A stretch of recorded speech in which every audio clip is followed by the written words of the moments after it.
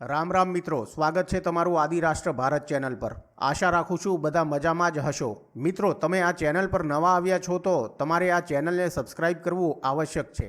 તમારા સબસ્ક્રાઇબ કરવાથી મારા ઉત્સાહમાં વધારો થાય છે, તો કૃપયા ચેનલને સબસ્ક્રાઇબ અવશ્ય કરો। આ ચેનલ પર હું તમને મહાભારત સંભળાવું છું। મહાભારત એટલે જેવું બન્યું હતું તેવું જ, કોઈ પણ ભેળસેળ વગરનું। નવા શ્રોતાઓ, તમે આ પહેલાંના બધા એપિસોડ પ્લેલિસ્ટમાં જઈને સાંભળી લેજો, તો આ એપિસોડ સમજવામાં તમને વધુ મજા આવશે। હવે હું શ્રી મહાભારતના આદિ પર્વમાં અધ્યાય 74ના શ્રી ગણેશ કરું છું। અધ્યાય 74। શુક્ર બોલ્યા, હે દેવ્યાની, બીજા લોકો ટીકા કરે તો પણ જે માનવી તે ટીકાને સહન કરી લે છે તેણે સંપૂર્ણ જગત ઉપર વિજય પ્રાપ્ત કર્યો છે તેમ સમજવું જોઈએ। જે વ્યક્તિ ક્રોધ ઉત્પન્ન થાય ત્યારે જેવી રીતે ઘોડાને વશમાં લેવાય તેવી રીતે ઉછળતા ક્રોધને વશમાં લઈ લે છે તેને સજ્જનો સારથી કહે છે। જે માત્ર લગામ પકડે છે તે જ સારથી નથી।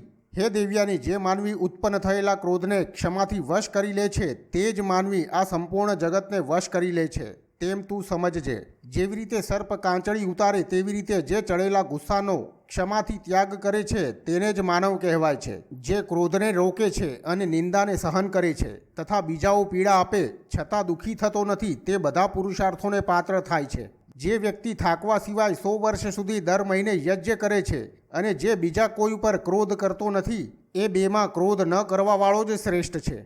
અજ્ઞાની બાળક અને બાલિકા જે રીતે પરસ્પર વેર રાખે છે તેનું અનુકરણ ડાયા માણસો કરતા નથી, કારણ કે બાળક બીજાના બલાબલને જાણતા નથી। દેવ્યાની બોલી, હે પિતા, હું હજી બાલિકા છું, છતાં ધર્મના રહસ્યને જાણું છું અને ક્રોધ તથા નિંદાની બાબતમાં બળાબળ જાણું છું। જે શિષ્ય હોવા છતાં શિષ્યોચિત વર્તન કરતો નથી ત્યારે પોતાનું હિત ચાહવાવાળા ગુરુએ એની ધૃષ્ટતાને ક્ષમા કરવી જોઈએ નહીં। એટલા માટે એવા સંકુચિત આચાર વિચારવાળા દાનવોની વચ્ચે રહેવાનું મને સારું નથી લાગતું। જે વ્યક્તિ બીજાના કુળ અને ચારિત્ર્યની ટીકા કરે છે તે પાપી બુદ્ધિવાળા સાથે કલ્યાણ ઈચ્છનાર બુદ્ધિશાળી લોકોએ કદી રહેવું જોઈએ નહીં। જે સજ્જન કુળ અને સારા આચરણને સમજે છે તેમની સાથે રહેવું યોગ્ય છે અને તે નિવાસસ્થાન પણ શ્રેષ્ઠ કહેવાય છે।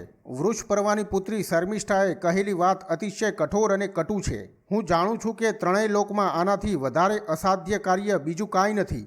જે રીતે ધન વગરનો માનવી શત્રુની તેજસ્વી સંપત્તિ જોઈ તેની ઉપાસના કરે છે, એના જેવું દુઃખદાયક કાર્ય બીજું નથી। એવી ઉપાસના કરતાં તેને મરવું વધારે સારું। તો મિત્રો, શ્રી મહાભારતના આદિ પર્વમાં 74મો અધ્યાય સમાપ્ત। આશા રાખું છું કે તમને આ અધ્યાય ગમ્યો હશે। કૃપયા કમેન્ટ કરીને મને જણાવો તમને આ એપિસોડ કેવો લાગ્યો। તો આવતીકાલે હું તમારા માટે લઈને આવી જઈશ મહાભારતનો અધ્યાય 75। આવતીકાલ સુધી મારા તમને જય શ્રી કૃષ્ણ।